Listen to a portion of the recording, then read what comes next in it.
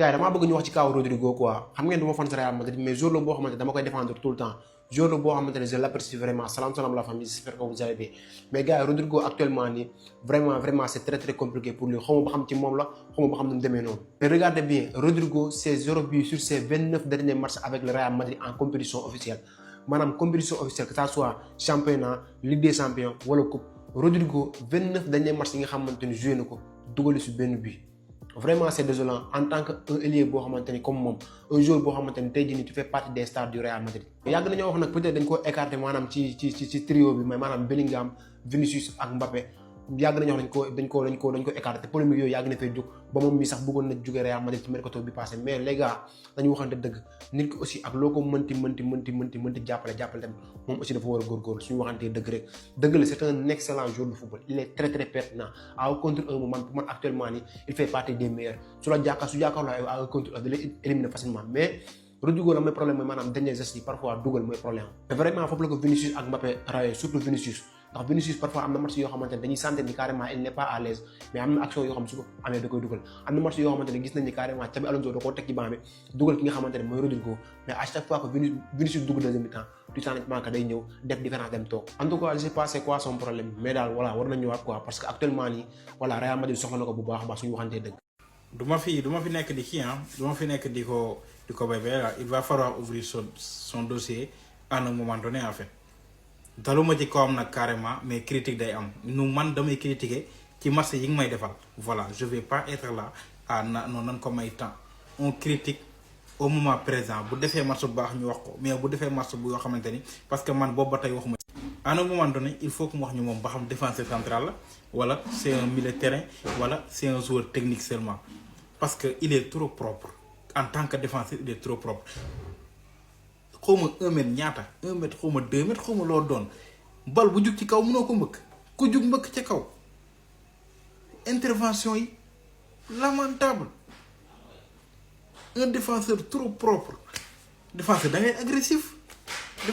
agressif mais ces interventions kenn xamul yenn genre intervention la placement bi dugal na suñu yoon nekku ci mais défensivement il est lamentable aujourd'hui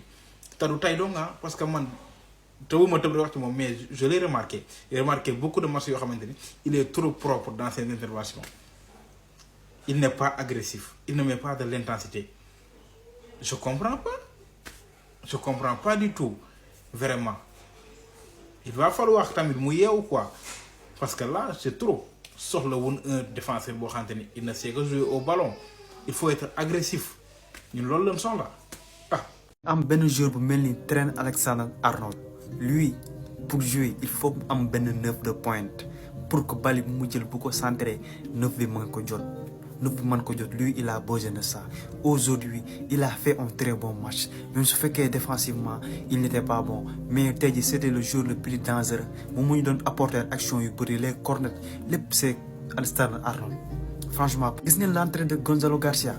voilà l'importance d'un 9 Real Madrid dafa soxla 9 si on veut gagner quelque chose booy bi dafa war a démarrer loo plus booy bi il est bon te am na présence booy bi il fait des retours défensifs c'est un gamin bi nga xamante ni Xabi Alonso lan moo tax moom mënul démarrer loo ki nga xamante ni mooy Gonzalo Garcia pourquoi mënu koo démarrer loo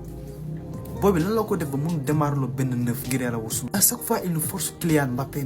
Vini Mbappé Rodrigo il nous force Kylian Mbappé moom xanaa moom nekk na joueur bi nga xamante ni kenn du ko génne Mbappé moom du génn quoi. bu ñëwee conférence il n'assume jamais bu ñëwee conférence de presse question bu ko journaliste yi laaj da koy tëbal il n'assume jamais man coach bi mënu ma ko comprendre quoi il me déçoit tellement. Real Madrid pour gagner quelque chose dafa war a teg 9 si Real Madrid su tegul 9 duñ gagner dara ren loolu moom maa leen ko wax fii on a besoin de 9 Gonzalo Garcia doit jouer si pointe bi. Mbappé dem gauche wala droite mbala ci banc bi Vinicius dem ci côté bi c'est la seule solution pour que Real Madrid mën a gagner quelque chose sans un 9 ren ñebe duñ ko am voilà. boo jëndee genre joueurs yi il faut que nga accompagner leen ak attaquant de pointe un renard des surfaces te loolu li ko wane tey mooy deuxième mi-temps bi mu dugalee Gonzalo Garcia regardez les caviar bi mu ko ajee parce que boo leen seetloo deuxième mi-temps bi Arnold ailier la woon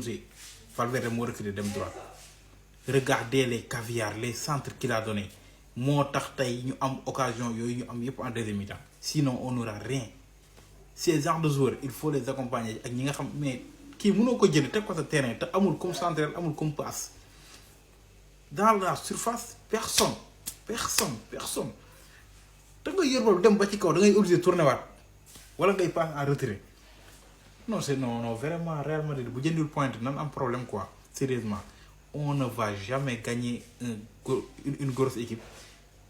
sans un attaquant qui va être là di sonal défense bi di jël caviar yi nga xamante ni kii dina ko centré wala Carreras na ko centré et pour man Gonzalo Garcia bi mu ko dugalee il a rempli ce rôle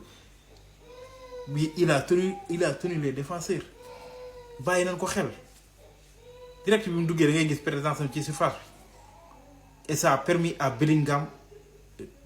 Bellingham di gën di projeté wu mais li dafa leer naññ affaire yi dafa leer naññ li nu manqué ñun dafa leer naññ mais dañuy gëm.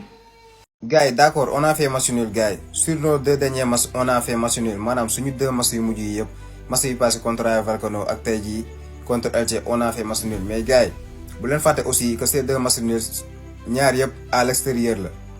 maanaam dañoo génn dañoo dem fekk si mooy loolu même suñu défaite bi contre Liverpool à l'extérieur la te gars yi gis ngeen suñu calendrier bi nu mu demee presque 5 matchs xaw ma 6 matchs à l'extérieur mu ngi noonu loolu aussi jar naa xoolaat moo tax gars yi man genre du ma blâmer gars yi de trop su nekkoon à domicile nag ñu def match nul dinaa mën comprendre bien vrai que nag aussi Real Madrid équipe bu mag la mën na dóor équipe yi nii mooy loolu mais suñu ko sigi tamit jàppale wuñu benn côté Xabi Alonso benn côté comprendre ñu daal ay choix mooy loolu tey man comprendre ma lu tax Franck Garcia nekk suñu terrain lu tax mu joué 3 défenseurs alors que Hysén ak kii nii ak Asensio dara dalu leen ñu ngi woon en bonne santé la moo tax tegu leen ñoom ñaar muy jéem a teg Carreras 3e défenseur affaire yooyu noonu la moo jaroon création Elche nekkul équipe bu ndaw Elche d'accord si tour bi équipe bu ndaw la mais dañuy football comme équipe yu mag ni ñu footballee am na say équipe yu mag yoo xam ne Elche moo leen daak football mu ngi noonu gars yi donc gars yi bu ñu fàtte aussi match yi à l'extérieur la te gis ngeen pour man lii nii ça nous fera du bien ay match nii lii nii da lay gën a won rek fooy teg sa tànk muy loolu j'espère que Xabi Alonso dina jàngal si affaire yi nii mooy loolu moo xam lan lañ war a améliorer ak lan lañ war a yokku. mais quelle mauvaise défense. Je pense que Militao su ñëwaatul défense au Real Madrid bi match yi ñëw yëpp on peut s'attendre à ce genre de match là parce que tamit franchement qu'on dise la vérité même si aujourd'hui une performance collective vraiment médiocre de la part des Madrilènes muy milieu de terrain yi en attaque en défense mais ce qu'on peut cibler en plus mooy que ne Asensio il a carrément perdu confiance Asensio n'a plus confiance à lui mais aussi on peut comprendre parce que gëj na jouer 90 minutes et tey 90 minutes de football donc dafay xaw a sonn dafay manquer repère aussi même si da ngay gis parfois si intervention yam il fait des interventions cliniques mais aussi parfois aussi da ngay gis ne parfois voilà il fait des choses yoo xamante ni c'est un joueur qui manque de confiance et on le voit et aussi en défense Asensio et Hysén franchement ce sont pas un paire boo xamante ni mën nañ ko utiliser selon moi ce que je pense mooy que du paire boo xamante ni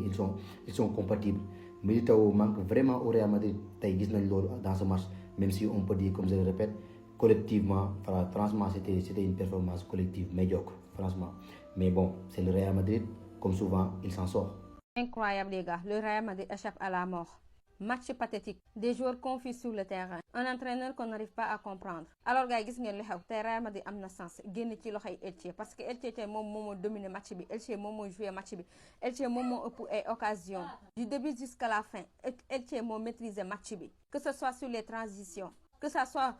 sur les récupérations de balles que ça soit sur les passes aussi Elche tey moom moo joué match bi tey mën nañoo wax ni que le Real Madrid tey mën nañoo wax ni que Elche est tenu en échec par le Real de Madrid parce que vraiment gëm naa ni que Elche moom moo nekkoon leaderu match bi Elche tey moo doon doxal match bi gars yi ñu ñëw wax ci li nga xamante ne mu di les changements de Xabi Alonso mais aussi physionomie match bi xam ngeen ni tey Real Madrid a 3 défenseurs le joué tey te loolu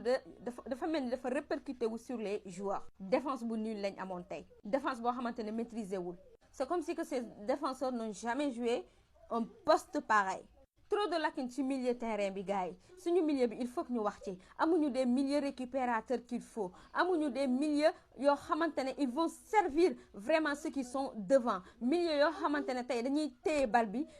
defaraat jeu bi mën pour servir les autres sincèrement suñu milieu bi man xawma ban genre milieu lañ doon jouer